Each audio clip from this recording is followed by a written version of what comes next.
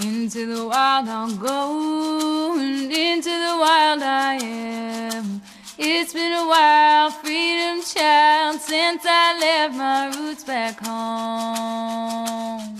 Into the wild I'll go, and into the wild I am.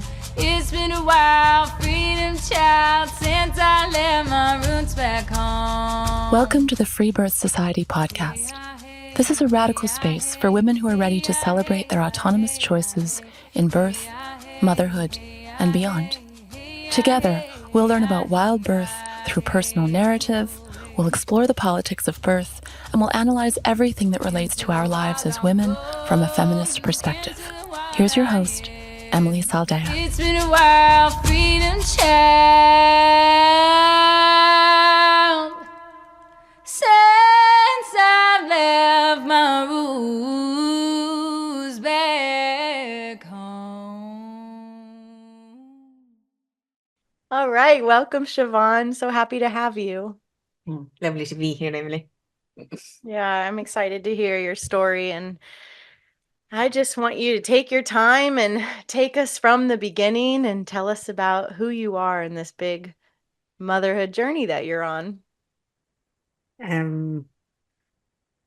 It's interesting, that question, when did you decide to have a free birth?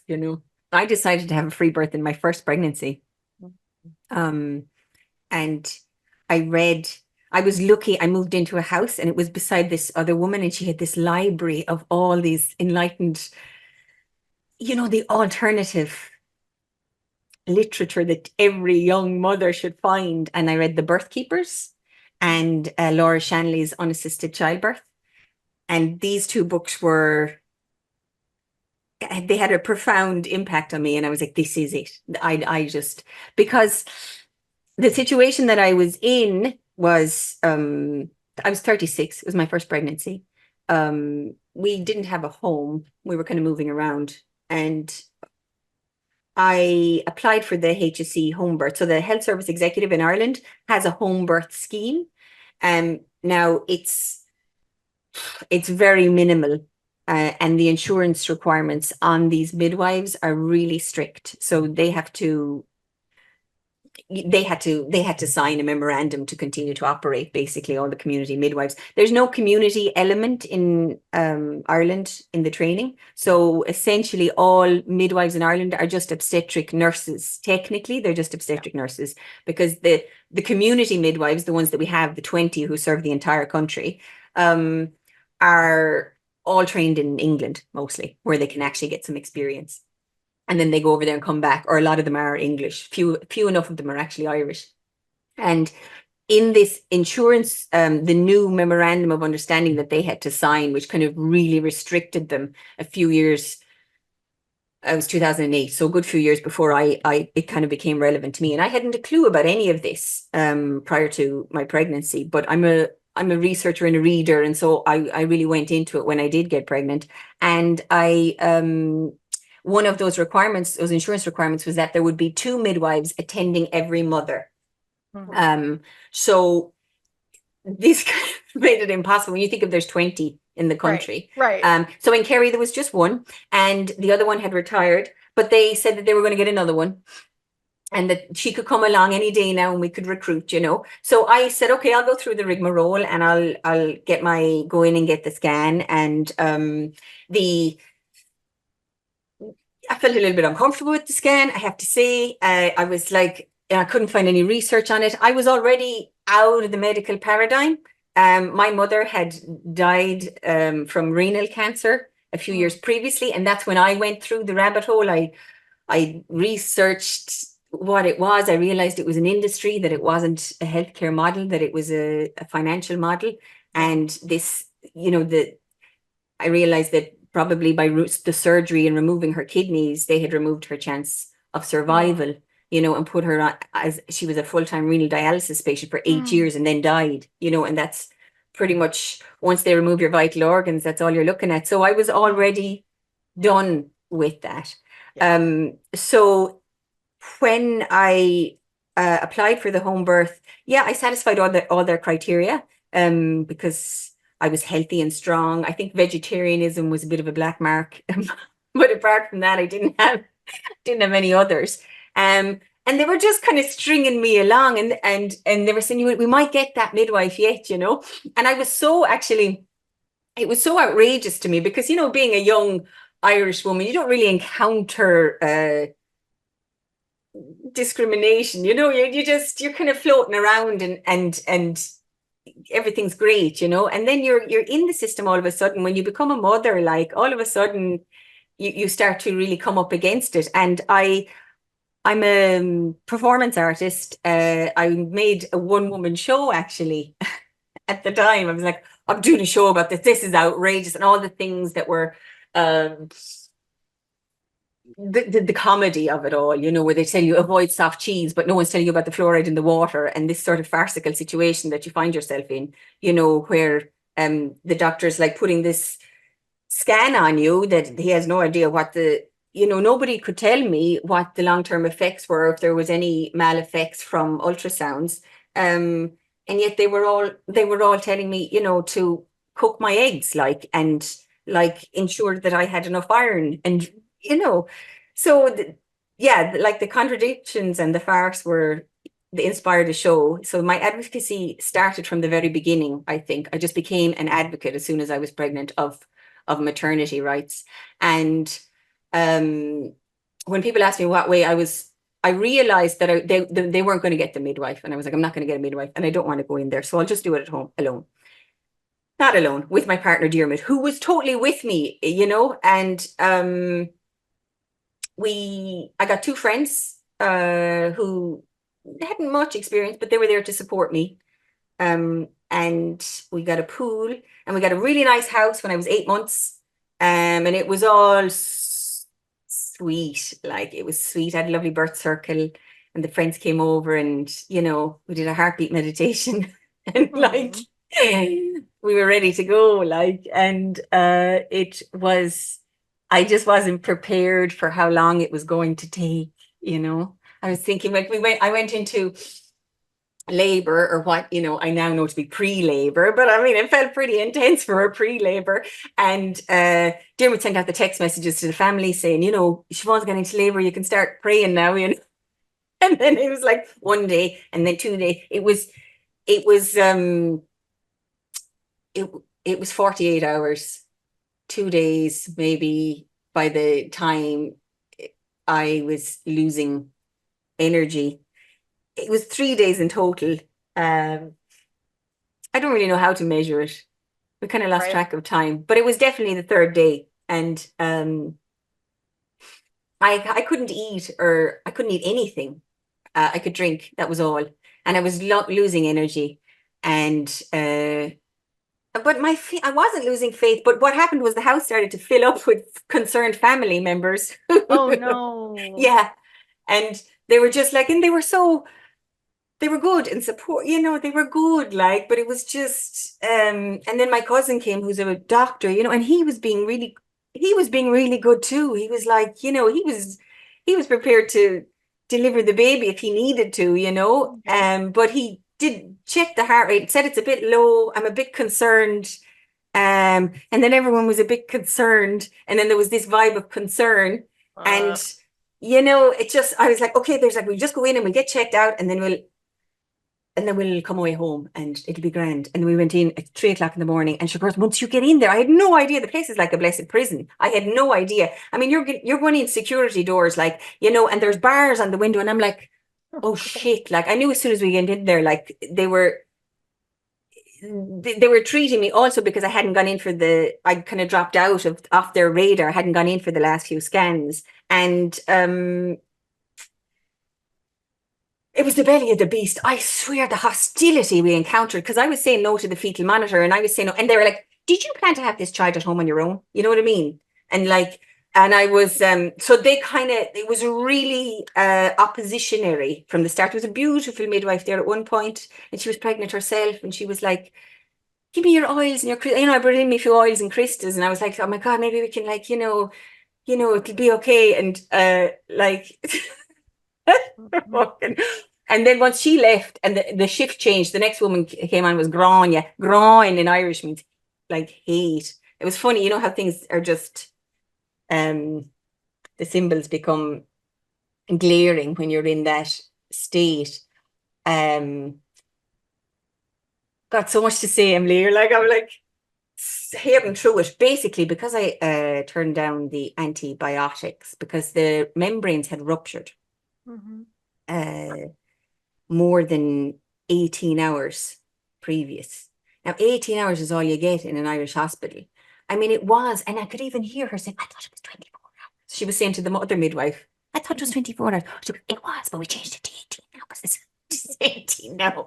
And I looked it up later, and I've since lost the reference because I don't know, it's come off the internet. I looked it up later, and I was finding 72 hours was allowed in a lot of French hospitals before routine administration of Well, antibiotics. it's completely arbitrary. It's not like a real anything. It's the very fact that there's complete change from hospital to hospital, even in one county sometimes, it would almost be funny if it wasn't so offensive. Yeah, that's it. It would almost be funny if it wasn't so offensive. Exactly. Yeah. And so this 18, and I'm looking at the clock and they're looking at the clock because they wanted to give me antibiotics. And I said, no, I'm not taking any of that. I don't want my baby to have any of that, like, you know. And I said, there's no concern. Like, there's a risk of sepsis because I was shivering. You know, that was my bioindicator of sepsis, like, as I was shivering. And it was like, I think just the hostility. I can remember the hostility. This is an emergency delivery.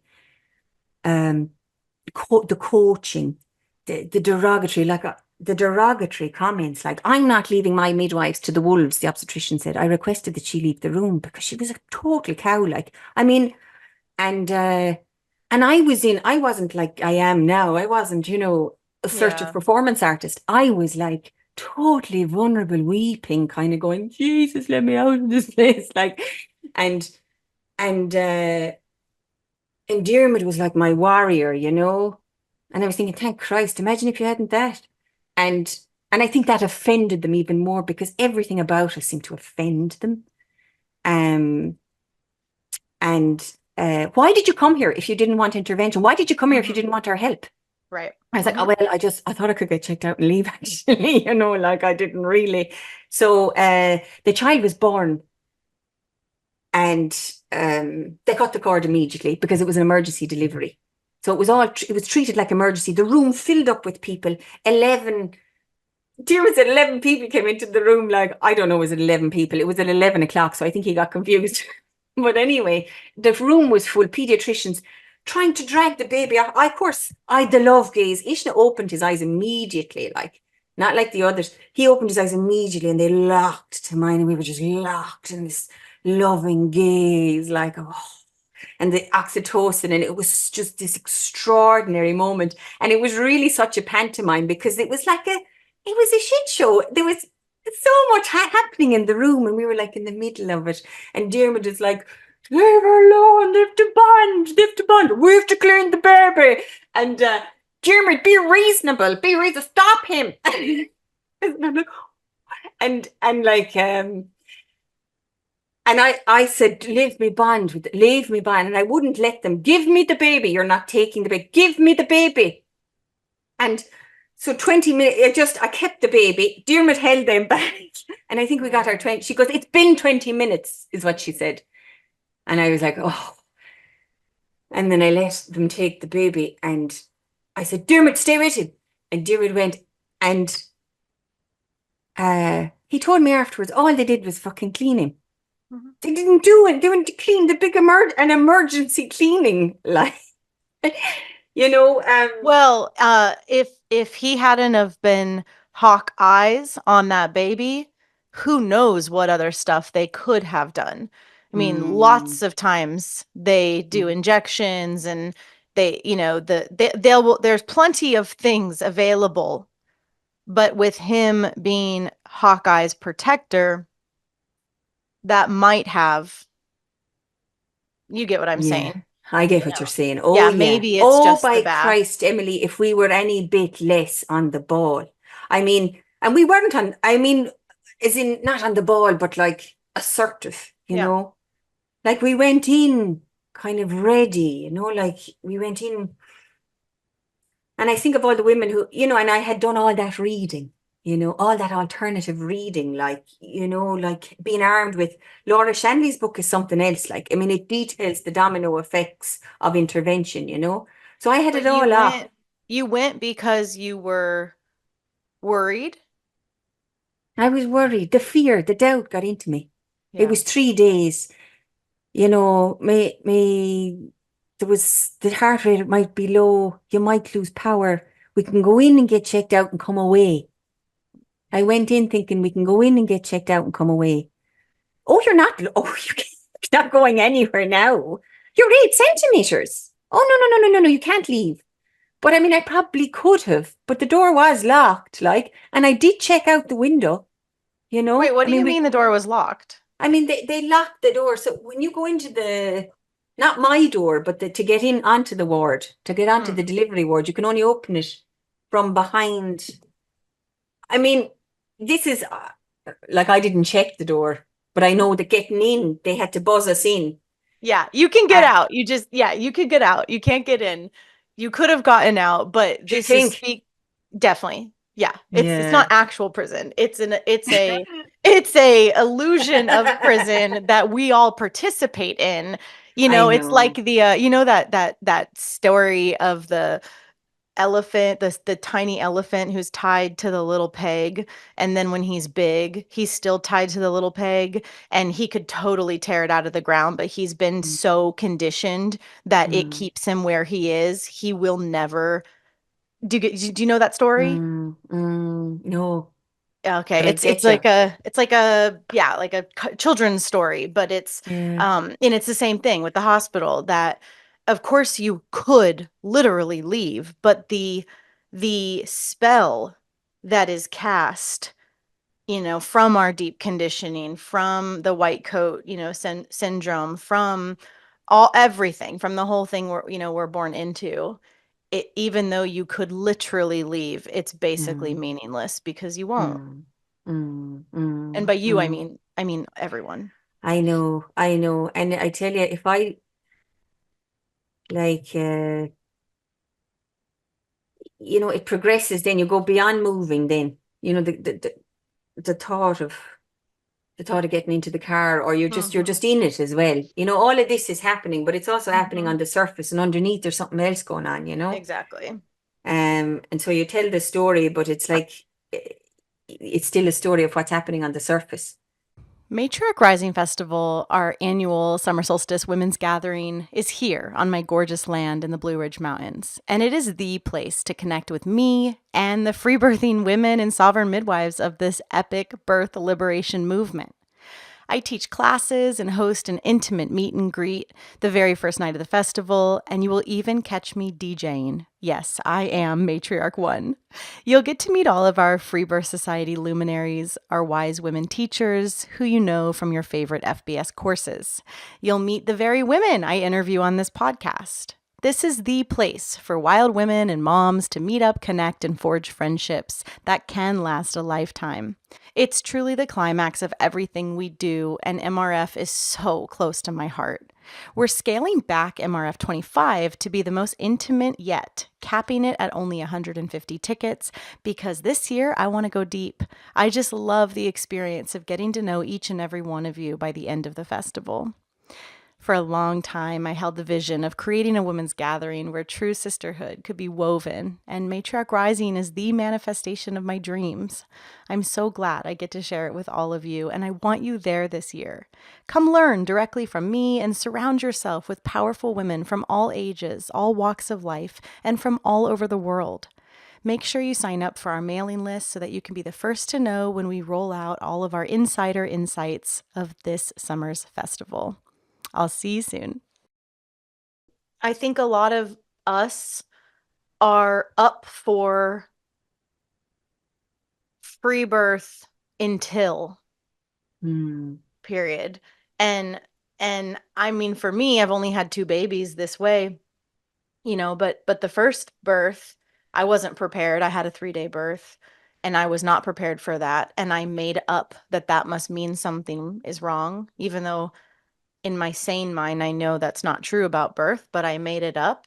But what you're saying underneath it, it's because I didn't really understand self-responsibility yet.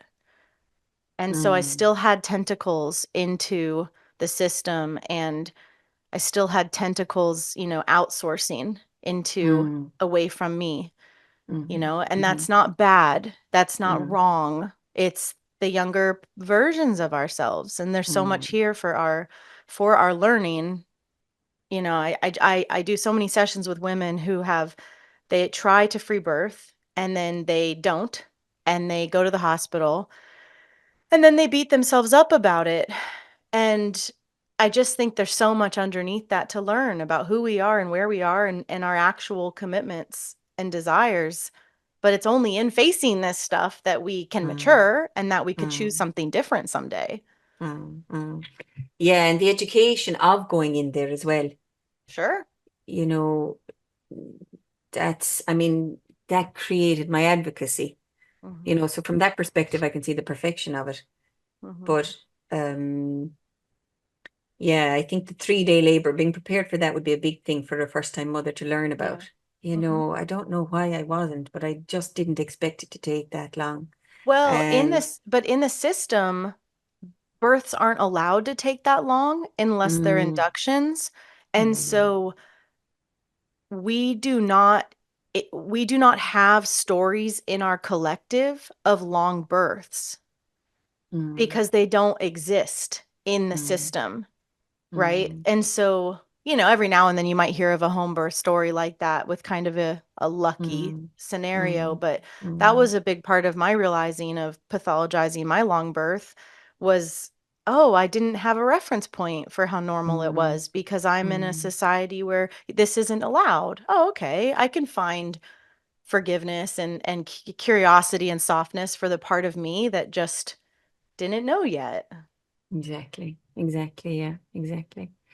Yeah, and also in the things that come up, the vitamin K and the blood sugar levels being low. So blood sugar levels are low. He hasn't had colostrum. There must be sepsis. He's a little bit blue. He's blue because they cut the cord, obviously, with a third of his blood in there. We want to take his bloods before he gets colostrum. And so we'll just pacify him with a shot of glucose, which is sugar, refined sugar. So refined sugar being the child's first food rather than colostrum, because they wouldn't wait for me to give him the colostrum, and here's me having read, like The Case Against Sugar by Gary Taubes and Michelle O'Dent's Microbiome. And you know what I mean? The more you know, like the more you're horrified. And of course, I was even campaigning on EMFs at the time, and I'm surrounded by them inside in this hospital room, and how that is disturbing to the child's bioelectric field. And it's the least optimum environment, and a lot of mothers, when they first go in there, they don't know that it is, but I knew. And I think it's good, this catalog of things as well. And it made me very effective as an advocate afterwards, the things that I had to go through. They called TUSLA, which is social services, because I refused antibiotics for him. They called the Gardaí Síochána. They said they would call the guards if I continued to refuse. They said they would get a court order, but it was Sunday, and they would have to wait till the Monday, so they'd have to keep me for the Sunday. Because when you are a state at home birth, you're not, and you have a natural delivery in hospital, then it's hospital policy to let you out more prior to the 3 days. Some mothers want to stay the 3 days and they kick them out. But for me, they were keeping me in for observation. They said for 3 days, because the blood and sugar, the salt and sugar levels were low. This is a very common thing. Salt and sugar levels are low. Now, I hadn't eaten for 3 days.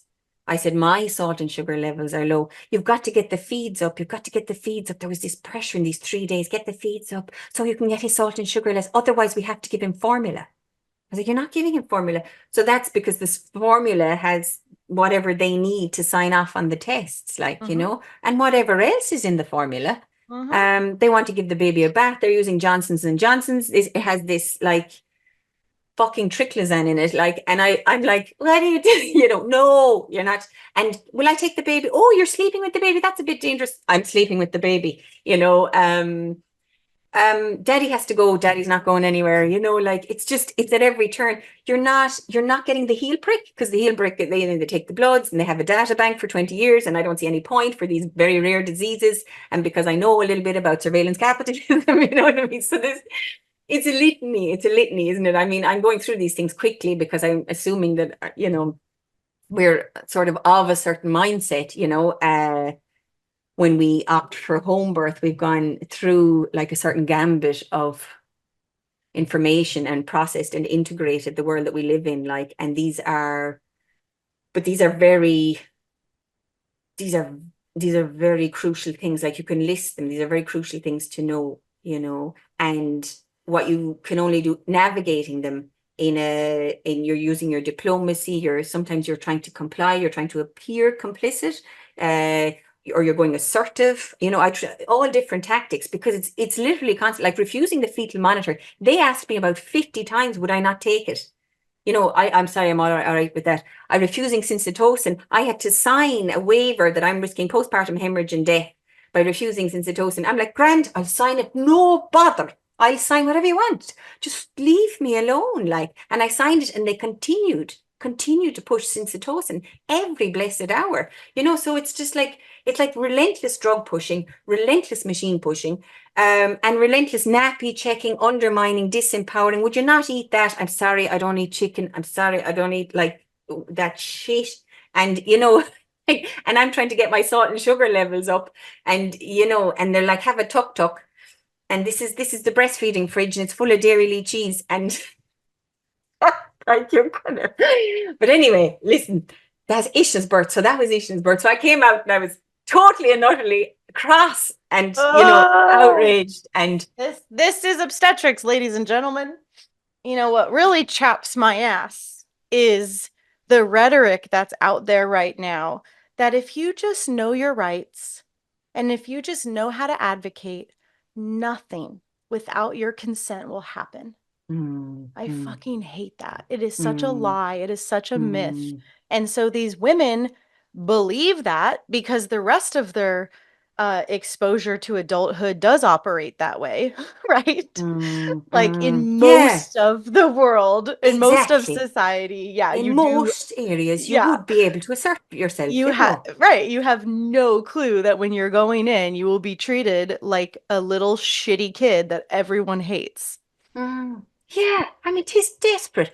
I have never been treated with such contempt in my whole life. Of course not. In my whole life, you know, it was totally outrageous. Like, and to do that to the very, you know, to the woman you should be serving hand and foot, like, you know. I mean, yeah, wrong place for that, but wrong place for that, yeah. And it's enculturated in there, and you know, and there are midwives who are, you know, they're trying to be very nice, you know, and they, you know, because there's humanity in them, like, but really, there's nothing they can do, like, because they're they choose that job. It's not like they're victims, like they choose to go work at the torture factory, you know, and maybe they feel like they're little angels in the dark evil system because they bring a little more humanitarianism to their patients, but they're doing fundal abuse. They're drug pushers. They're taking babies away. They just might be doing it in a bit kinder way. Yeah. Anyway, so that puts a fire under your ass. It put a fire under my arse. I sent in a complaint. It took me a year to write the complaint. It was very thorough. I had a list of recommendations of things that they should change and how I was treated. They said they'd bring me into a mediation process with the obstetrician. I couldn't wait to look her in the eye. They never did it. And but they got a written response from her. They sent me a year to write the complaint. They sent another year. I did an FOI to get my file, which was that. I couldn't bear to read it by the time I got it anyway. I was already over it. Like, mother is coping. I was like, ugh. And, you know, they eventually responded to the complaint, said that they had done everything by the book and that there was no fault anywhere. But Siobhan, they did. They did. That's exactly right. That is the book. You can't complain to the people who made the book. Like, they did exactly what Well, the thing is they say to you when you go to your first appointment, we do skin to skin. We allow 30 minutes skin to skin with mother. Oh, yeah, they lie. We wait for the umbilical cord. We wait 3 minutes for the umbilical cord to stop pulsing. Like, but they said that all of those things were voided because it was an emergency Of delivery. course, of But they course. And it decided that it always was an is. emergency. Yeah, Yep, you see, and they exactly. just, So yeah. this is one of the greatest cons because since they're allowed to pull the, the authority card, and because they know how to keep your baby alive. They know how to decide what baby needs, not you, just like this stupid woman who grew the baby, right? And who's then going to mother the baby the rest of their life. That's totally irrelevant within the walls of the hospital. And so they get to justify actual intentional lying. It's they are never actually going, this whole baby friendly concept. It's just a con, and it's so obviously a con. Always, there's these hospitals around the world that say that they do water birth. And so these women go and they pay for the extra water suite and all of this stuff. Oh, but they forgot to mention that once your waters are open, you can't be in the water. Oh, I'm so Mm, sorry, honey. Better luck mm, next time. It's mm, just, they're con artists and it's mm, completely legal, mm, you know? It's amazing. completely. Yeah. Yeah. So by the time birth number two came, pregnancy number two, I mean, I it was lockdown and nobody was going anywhere, and I certainly wasn't going into a hospital, and I wasn't going to bother with the HSE community midwife Yeah, of service. course. Even, they had found another midwife at that time, but I wasn't going to go through the rigmarole. And I mean, still ideally I would have liked a midwife, somebody there who, to support me. That was still my ideal. Um, but yes, I just had no time for anything like that. So off-grid pregnancy, and it was all healthy. It was all good. But on the 30, it's actually, this is where you come into the story. Because myself and Dermot did the free birth course then. We read that and we just felt like, okay, yeah, we're in, like, we are made here, like, it was really, it's great. It's great. It's brilliant. You're great.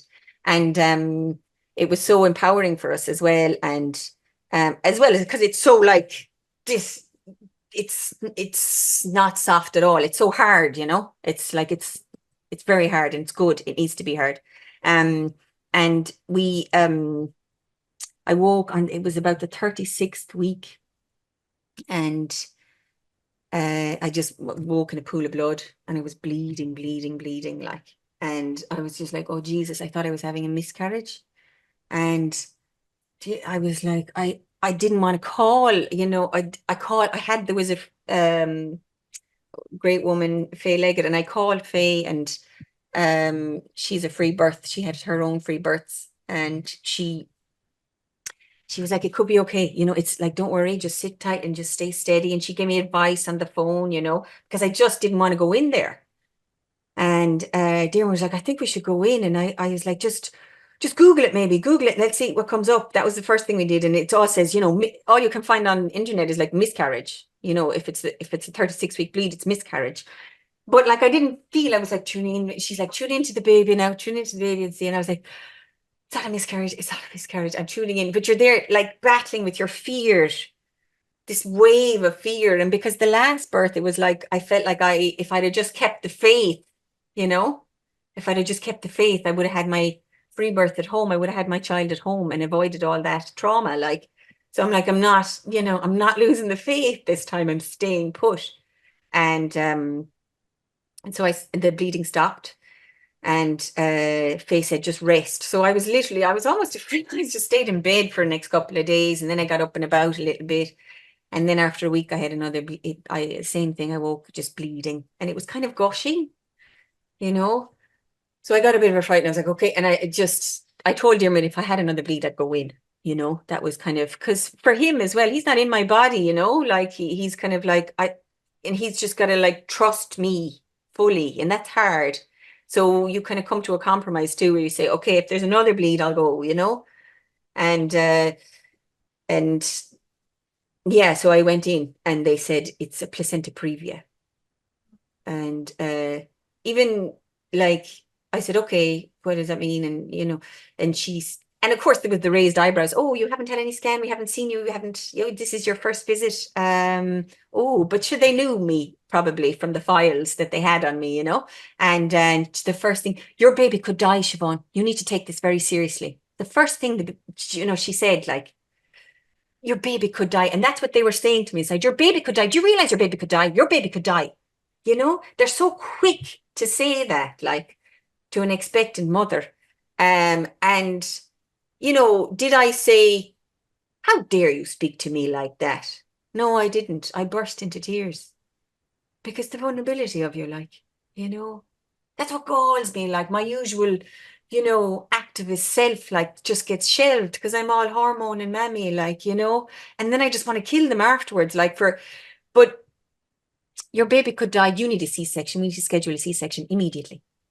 I said, no, you're not doing that. I'm going home. So I went home. I told Diarmid, and I wrote to Yolanda. Because that you were all we had anyway, like, because we didn't go anywhere. And Yolanda said, get the pictures. Fair play to her. Now she found the time. She responded straight away, and she sent me a decent email. And she said, get the pictures from the ultrasound and let's see what kind of grade is it. So I called them. I said, what grade is it? And they said, oh, we don't grade it anymore. So they wouldn't give me that information. They said, we don't grade it. It's just serious or not serious, and yours is serious. Something like that. So there was no, and the doctor, I said, is there a possibility that it can move, you know, because Yolanda said it can move, you know, it can move right up until the end. And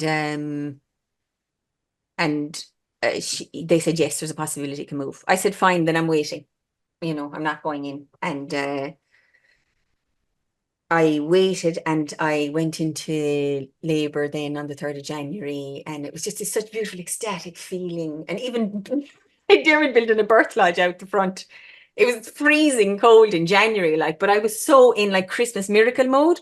I was like, we'll have our miracle. This baby will be born at home. And even Yolanda said, well, this would be the 0.2% of cases where you do need to go to a hospital. Like, you know, she's like, if the baby can't get out, if it's serious, you'll have to go in. Like, and I was like, well, if Yolanda Clark says, maybe I have to go in. But I was still praying for a miracle. Like, I was still praying that it wouldn't be necessary, you know. And it was important to me for the labor to start and for this child to choose their own time to arrive. The idea of induction and scheduling and electives. And I was like, I'm not doing that anyway. And so I started, and I was surging away downstairs, and beautiful, ecstatic, like, and it was one of these moments like, oh God, she's coming. And I knew in that moment she was a girl. And then there was kind of the surges kind of changed, the quality of the surges changed. And it was like, and there was kind of then this kind of, it was like a pounding on the perineum, you know, and I was, oh, that's a bit different now, you know, that's maybe, and I had the thought, she can't get out. And just that thought, and whether the thought was true or not, like, it was enough. And I said, Jim, we have to go in. And so I made a bed, and it was a beautiful full moon, a frosty, and I got to remember it in the back of the van. And I was like a samurai, because the contractions or the surges were already on top of one another. It was 4 o'clock in the morning. I went into the hospital. The obstetrician will be in it at 10 a.m. I was like, right.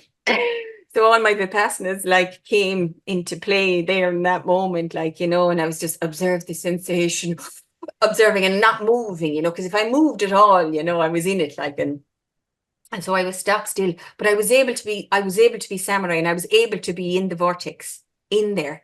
And I went in, and they did the first ever, like, it was quite a beautiful experience. You wouldn't believe it. Like, you know, I was somehow protected in it. Now it was grown in it. It was the hospital, like, you know, but they stayed away from me. Nobody came near me, like, and I went in, and I said, I would like the vaginal swab. Oh, we don't do vaginal swab. We've never done that. And I said, fine. And I just got all the tissue and gave Diarmid. Diarmid had pockets full of tissue with vaginal mucus. I said, fine, Diarmid will do it.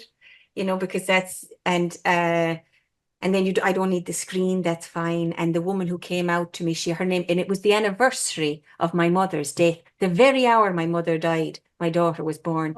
And Whoa. do you know what? My mother's name was Joan. And the first woman I saw when I went in, I went in, my theatre support, hello, Joan is Anam Dumps's, she was talking in Irish for the start. And she said, I'll be your support. My name is Joan. And it was just like, and Dr. Hughes, as he delivered the child, and she was blessed golden coming out. There was a golden sheen off her. Handed her to me. She latched. Oh, we'll have to take the child away in recovery, they'd said previously. I said, you won't be doing that. They didn't even try to do that. Dr. Hughes says, oh, let's do the vaginal swab. Why not? He did the vaginal swab. It was just like everybody was on my side. It was quite extraordinary. It was quite extraordinary that, and they didn't touch her and they didn't move her for the 3 days while we were in there. Nobody came near her. I co-slept. Nobody tried to check her nappy or check her anything.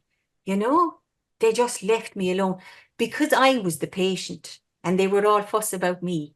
And are you okay? And oh God, are you all right? And they were fist fussing. Whereas previously Ishna had been the patient and they were this is our patient. We have a responsibility to give our patient antibiotics. You're healthy, mama. You've had spontaneous vaginal delivery, but now you're a patient.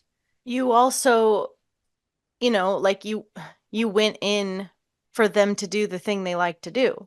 Exactly. You were essentially compliant. Exactly. And that there was is the key. That was the right, key. like and I can think back to all the births I've attended in the hospital, and when the moms come in to get the surgery, it goes a lot better. Oh yeah, that's what it's versus for. your first birth. Exactly. I was there to get that's what they're trained to do. It was like, and I mean, they were thrilled because it was probably the first essential C-section they'd done in a very long time. You know what I mean? They actually did need to intervene. Like, I mean, how many, it's a 30% rate average in most Irish hospitals now. 30%, 1 in 3 mothers. Like, it's nearly 1 in 2 of first-time mothers. It's outrageous. Like, so it was yeah, you're right. That's it. Exactly. I went in to do the thing that they're trained to do. I was that 2% that the whole blessed system is there to serve, Though I would be curious to have seen on the ultrasound at the time of the birth process where the placenta was. Yeah. I'd be I said before, I said, I'm not going in without one last ultrasound. And to see if I was still kind of holding it out till the very end, like, and they said they couldn't see that the head was too far down. The last ultrasound. I just can't see a thing. I can't see a thing. So, because they couldn't see, they couldn't make out whether or they were not telling the truth. Placenta was blocking. Maybe. Or they were not telling the truth. Yeah. Yeah, I don't know. At the time, I thought maybe there was no choice. And now, you would think afterwards, was there? I do think there was a possibility I could have birthed her vaginally, actually. I thought that later. But at the time, I didn't. And because I didn't, I was okay with it. Totally. Because I wasn't losing my agency. I was I was choosing. And that was the key. I was choosing. So that was Eru. And then, so that was the 3 years between Eru and Ishna. The third birth was, at this stage, I'm 42 and I'm now a VBAC because I've had a C-section. A VBAC. So a vaginal birth after C-section is excluded from any home birth. And you're really striking out with these shitty midwives. Because now I've moved out of Kerry and I actually do have access to a midwife. But I'm too old as well. Oh, for sure. No, 42.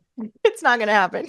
I have there's two red marks there. So anyway, I can give a shit because I was definitely having a free birth. And it was funny, like the progress. You know, the first time they were like, "Have you got a midwife?" And you're like, "Yeah, no, I'm not a midwife." "Yeah, oh yeah, she's great." "Yeah," and you're kind of lying your way through it, like, and then everyone's, "Have you got a midwife?" "No, I haven't a midwife. No, I don't need one. I'm birthing at home alone. I'm having an ecstatic birth."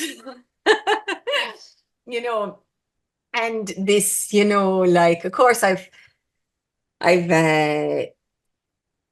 stayed in touch with all. I'm in the movement now. Like, I'm in the movement, like the free birth movement. I'm part of the community now, you know. So, like, I've heard the beautiful stories, like, of the ecstatic birth, and that birth is the climax of sex. And I believe that, like, I'm like, oh Jesus, that's it. Like, me and Dermot, you know, we're going to have our greatest intimacy, like, finally. And we found a house. We always seem to be homeless and pregnant. I think it's a common story, actually. You know, the whole Jesus, Mary, and Joseph were onto something there, I think. But I suppose the child coming wants to move to the place it wants to come in. And we found a place, and there was a rookery and 2 horses, and it was so kept and held. And I was like, this is it. And the circle is here. Like, you could feel the heldness of this little space that we found, you know, this little place. And I had a baby shower, and didn't one of the women come, baby shower of blessings, I call it, not a shower of gifts, shower of blessings. And one of the women that came does the family constellations. And for the baby shower, she did a family constellation and cleared the birth trauma out of the maternal line. You know, for the baby blessing, like, and all very spontaneously happened. So the signs and were very good. And there's a few now. What's changed here in Ireland basically is that now there's a few birth keepers knocking around. So from the 6 years since I had Ishna, there's now an ecosystem forming. And like, I was scrounging around for somebody to call when I was pregnant with Ishna. But now I've got 3 phone numbers of women who have experience, who can attend me, and who are, you know, outside of the system completely, who are of the same paradigm, you know. So fairly sorted. Like, it's great, you know. It's great to have that. I still didn't want them there. I still wanted to do it on my own, but to have them on the phone was really something. And touring, it was all, oh my God, it was all ecstatic. My orgasmic oxytocic trip unplugged, took a twist, and all of heaven broke loose in amniotic juice. I wrote a poem, became a wild ride of determined grist. Wait, you wrote a poem about this? Yes. Do you have it memorized? I think I do. Oh, please perform it. In the spirit of Sheila, I speak. Sheila Nagig. Have you ever heard of Sheila Nagig? She's like this open vulva, and she's ancient, and she's carved in stone all over Ireland. And she's from the pagan times. And she's just basically like this carving where she's just like sitting there like, she's just like, do you know what I mean? Okay, I can't see it after I stand in the chair, but it's just like, anyway, this is the Sheila Nagig. She's very famous here. Like, this is what happened, because I went into at 12 o'clock, it unplugged, you know, it unplugged. And I was actually listening to Pia at the time, our mutual, and I was like, oh, to the well of the old ones, you will find it's not empty. I was doing it. I thought it was the most beautiful thing, like, oh. Hell yeah. And I bathed like Boan in my Maca marathon, and I was horse and I was cow, and I was really so far gone. And like this, it became at about midnight, it became extremely intense. And this was not someplace I'd gone to previously. This was active labor. What I'd had before was something else. I had the oxytocin trip, like, And I went into push mode, right? And it was like, and like proper just, because what I happened was I just had a little bit of shit every time I pushed. So it was like, and this went on for 7 hours in push, like, and I couldn't sit down. I was just with this sort of bearing, and Dermot was trying to hold the perimeter, like, but he just, Shawati's just there, like, and it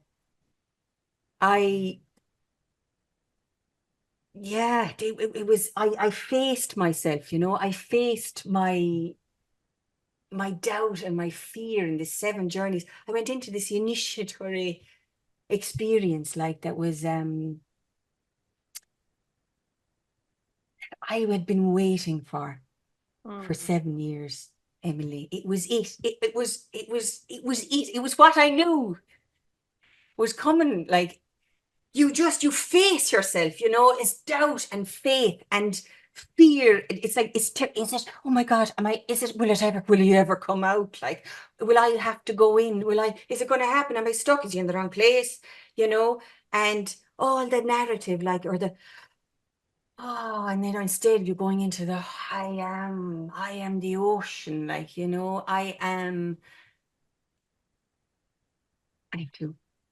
is what I'm going to do. Just going to read. On the dark night of the whole, of profound peristalsis, earth-cracking, butt-racking, soul unpacking from whole.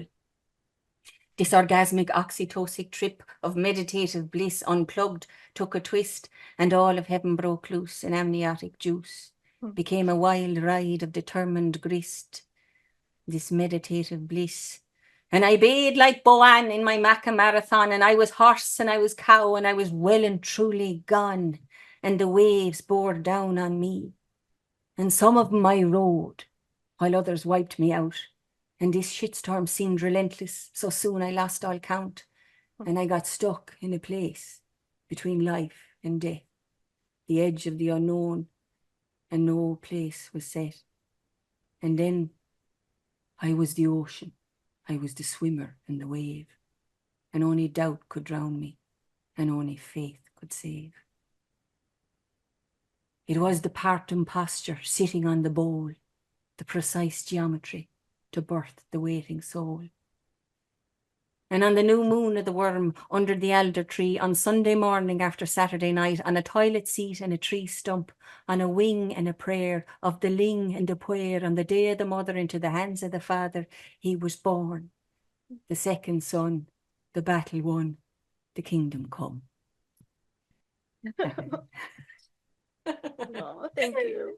He finally came out on the toilet, and that's what Sheila was telling me. She was saying, like this Sheila Nagee, like, I realised what all this ancient carving that's all over Ireland. It's all over these ancient, it's a birthing, it's a birthing goddess. Yeah. It's not really about the sex. And that posture, that particular posture, sitting on the bowl, and this thing that we don't talk about, like of you don't get to see your shit in the hospital. You don't get to see your blood. You don't get to, they clean that all up. But there was blood everywhere. And like this tree stump, that's what we used to, Eru has to get up on the toilet. And we had a little tree stump so she could reach the toilet, So actually he was born on the toilet.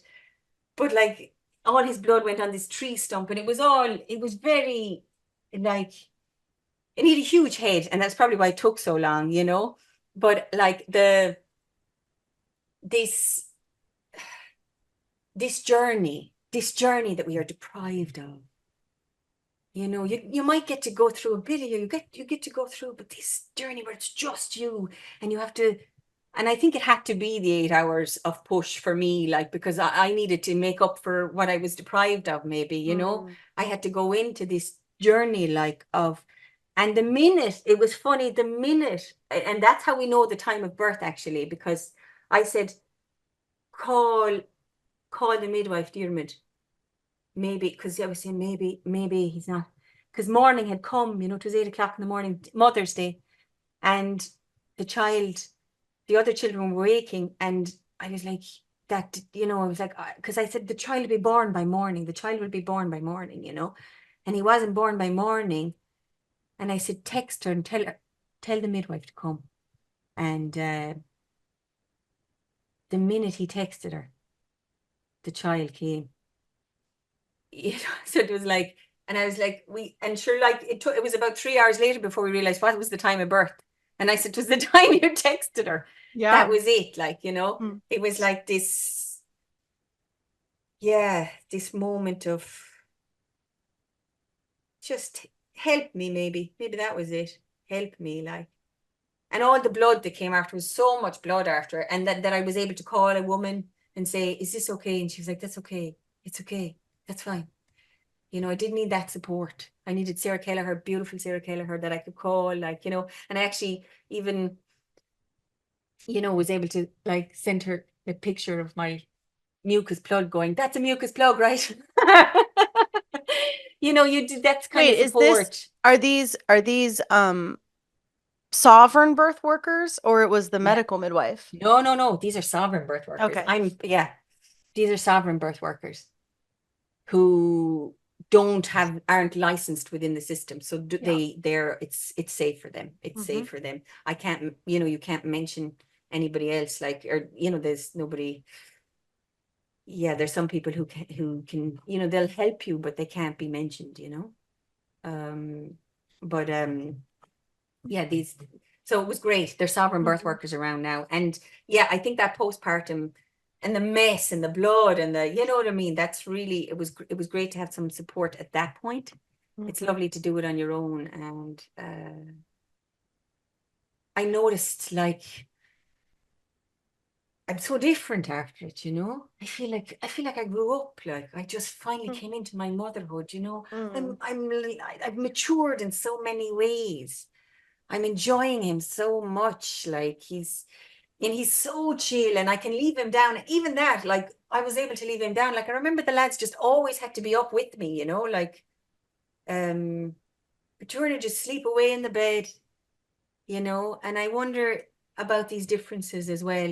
I know there's certain things that are a difference of design and character, but there's a lot. I think there's the fact that he didn't leave that sacred little space, like, he was so held. Well, and even more so than his experience, that you didn't leave the sacred space. You're the one setting the tone for your babies, right? And that you felt better, that you were, were got, like you said, everything that you were ready to finally have. I think more than the baby going through that birth, it's they get the benefit of you going through it. Yeah, that's right. Not that it's irrelevant that they went through it. It's not, but when a regulated, happy, proud, connected mom,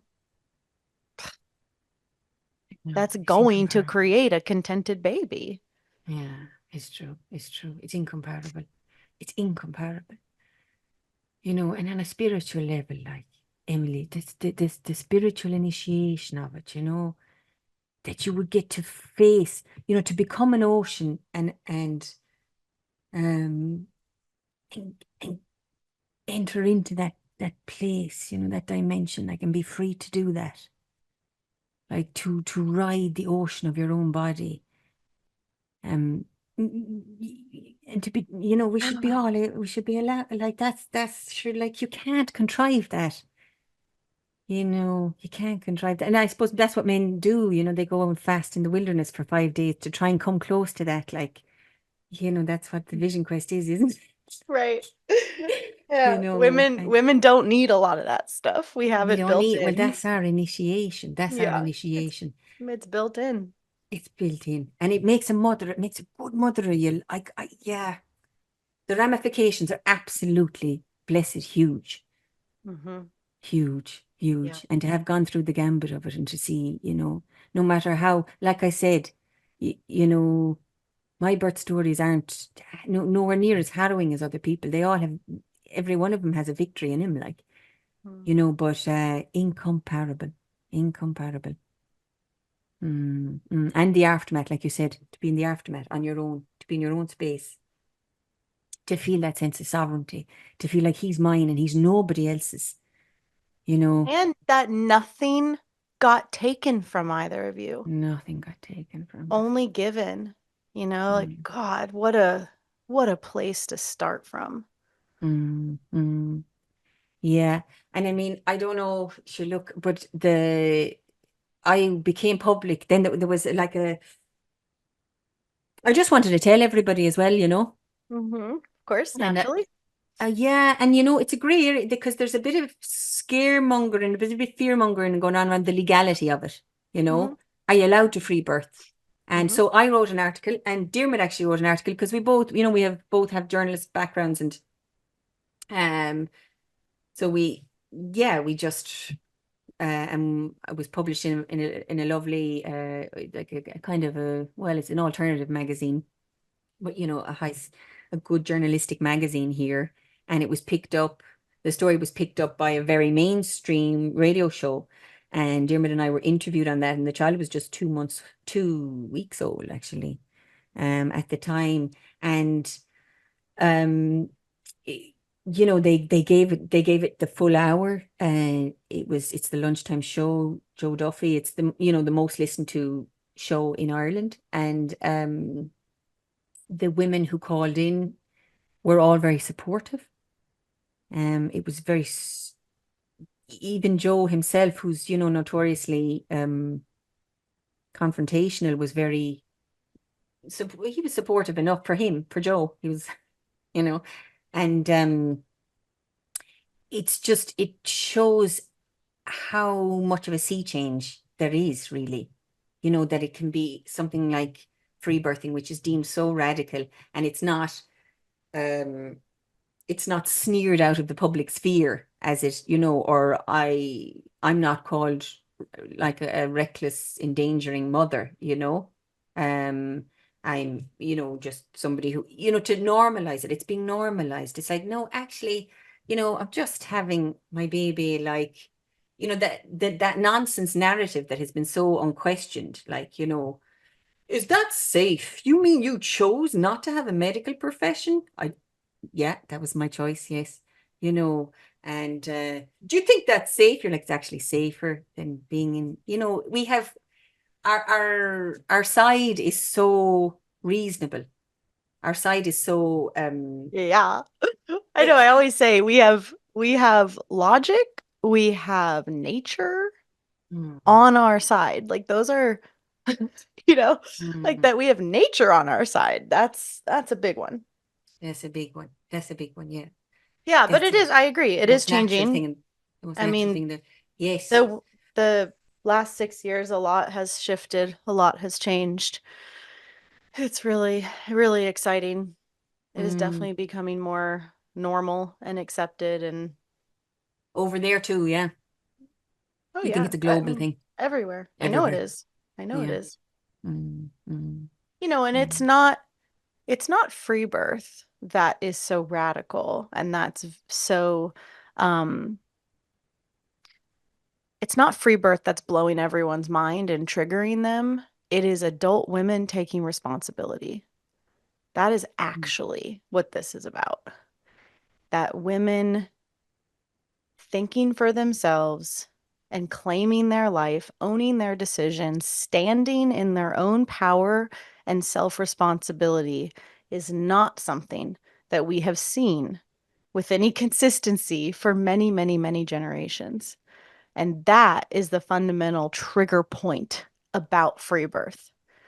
I think there are other points as well, as people are terrified of death and know nothing about birth. And like, yeah, there's other stuff also that's interesting to talk about and unpack. But a woman making her own decisions and standing in that and taking responsibility, that's not allowed. That's very like, whoa. And it reveals, it's such a litmus test for misogyny. It reveals people's unconscious misogyny very quickly when women think for themselves and how would I say it? When women think for themselves, it's, against the mainstream, concepts and people get triggered about it. It's not really about birth. Well, I love your stories. I'm so glad you shared some of your poetry. Me too. All of it was very entertaining. I loved it so much. Oh, great.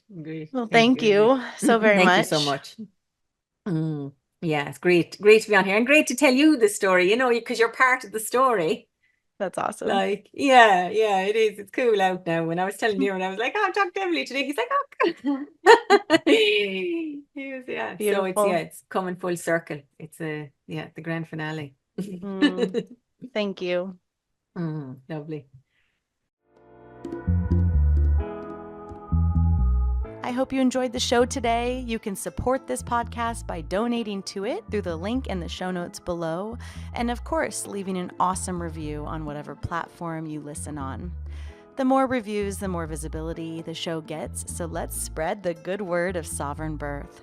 Don't forget, you can watch our podcast interviews on YouTube and see the women as they tell their birth and power stories. And you'll also find our viral free birth collection of epic raw birth videos on our YouTube. Make sure you're subscribed to our channel. We've always got a lot going on at Freebirth Society, and you can find out all about it at freebirthsociety.com, at Freebirth Society on Instagram, and opt in to my newsletter below. We offer courses on free birth, authentic midwifery, the blood mysteries, as well as one-on-one coaching, in-person retreats, and of course our annual women's gathering, the Matriarch Rising Festival.